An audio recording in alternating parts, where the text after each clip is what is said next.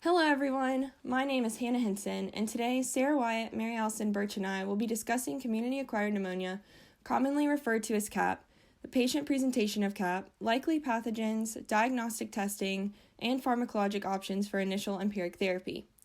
CAP differs from hospital and ventilator acquired pneumonia in that it is acquired outside of a hospital or healthcare setting.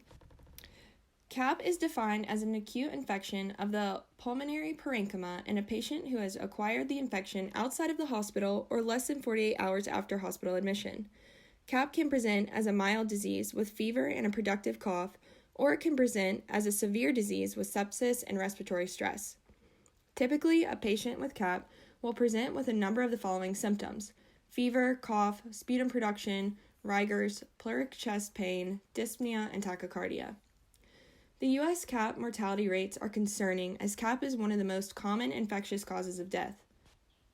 Risk factors for CAP include old age, about 65 years of age or greater, chronic comorbidities like COPD, viral respiratory tract infections, alcohol or tobacco use, and lifestyle factors such as crowded living areas and exposures to toxins in the environment. The likely pathogens associated with CAP are commonly grouped into three categories: typical bacteria, atypical bacteria, and respiratory viruses. The most frequently detected pathogens in CAP are influenza A and B viruses and Streptococcus pneumoniae, although there are many cases where no pathogen is detected. As patients are treated for CAP, antimicrobial resistance rates increase, especially if an incorrect antimicrobial is selected. To accurately determine which antimicrobial to utilize in a patient diagnosed with CAP, a pharmacist should consider the patient's risk factors, infection severity, blood cultures, urinary cultures, sputum cultures, and/or a PCR to rule out H. influenza or Legionella. So now we're going to talk about the labs needed. So for labs needed, we want to look at cultures, imaging, and antibiotics. The cultures include blood and urine cultures, sputum cultures, and PCR assays. For images, we want to obtain chest x-rays, CT scans, or ultrasounds. And ultimately, we want to continue to check trough concentrations of antibiotics and AUC to MIC to ensure the patient is being safely and effectively treated. Now we're going to look at some risk factors associated with specific bacteria like Pseudomonas, MRSA, and drug-resistant Streptococcus pneumoniae. For Pseudomonas, we see that the risk factors include being treated with IV antibiotics in the past 90 days, or previous infection or colonization with Pseudomonas and other gram-negative bacilli. For MRSA, we see that risk factors include previous infection or colonization with MRSA, gram-positive cocci, recent antibiotic use, recent hospitalization, and end-stage renal disease.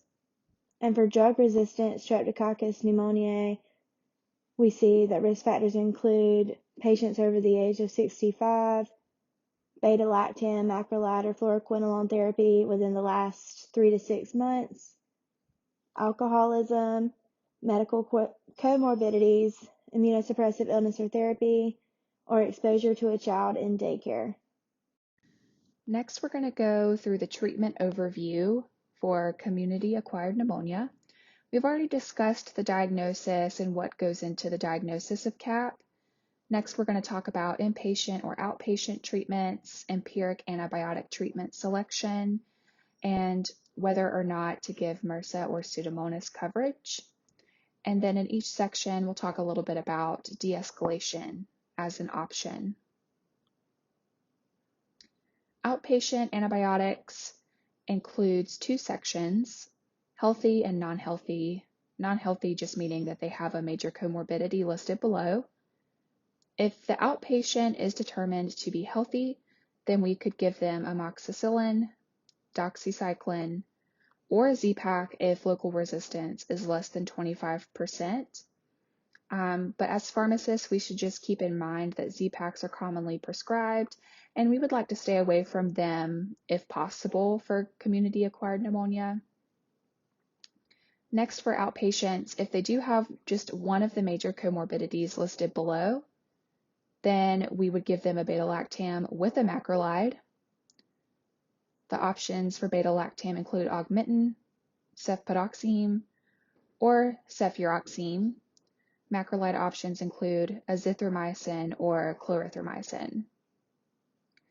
We can also give them just a respiratory fluoroquinolone monotherapy, options including levofloxacin, moxifloxacin, or gemifloxacin. If the outpatient is contraindicated to a fluoroquinolone or azithromycin because of an allergy or a recent exposure and we want to stay away from that antibiotic class, then you can use a beta-lactam with doxycycline.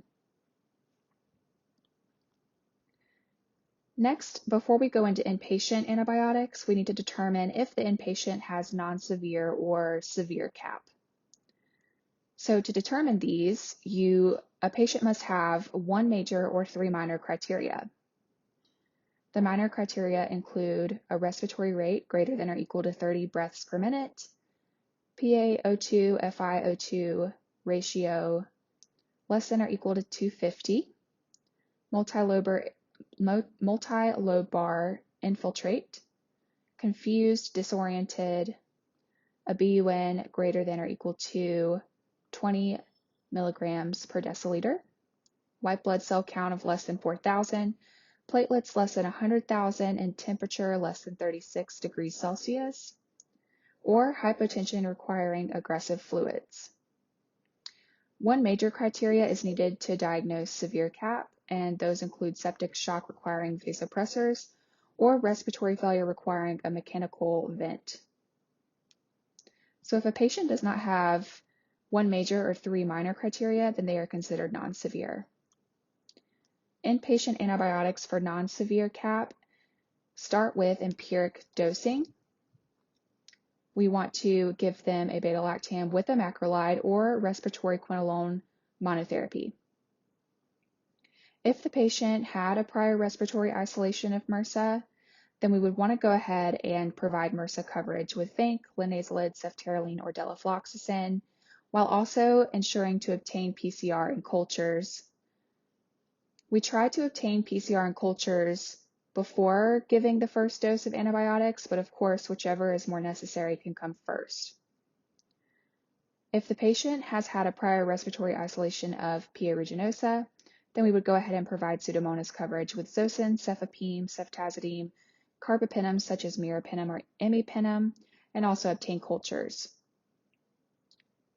Lastly, if a non-severe CAP patient has had a recent hospitalization and IV antibiotics within the last 90 days and local validated risk factors, then we would give them empiric MRSA coverage if their nasal PCR came back positive. We would want to also obtain cultures, including a nasal PCR. If P. aeruginosa is suspected, just get the cultures. Next is inpatient severe. The main difference with empiric treatment is instead of respiratory fluoroquinolone monotherapy, you would want to add a beta-lactam to that.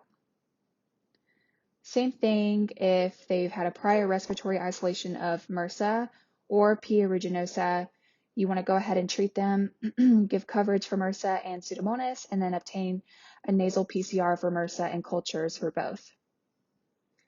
The main difference with severe inpatient antibiotics is that empiric treatment and then also recent hospitalization and IV antibiotics. So if they have had a recent hospitalization and IV antibiotics in the last 90 days and local validated risk factors, then go ahead and add MRSA coverage and Pseudomonas coverage. You do not have to have that positive nasal PCR. This next slide is just inpatient antibiotics, the ones that we've already discussed, the different options, but this goes more specifically into exactly what drug, the dosage, and the dosing interval for those drugs. Refer back to this slide as necessary to answer our handout questions as needed.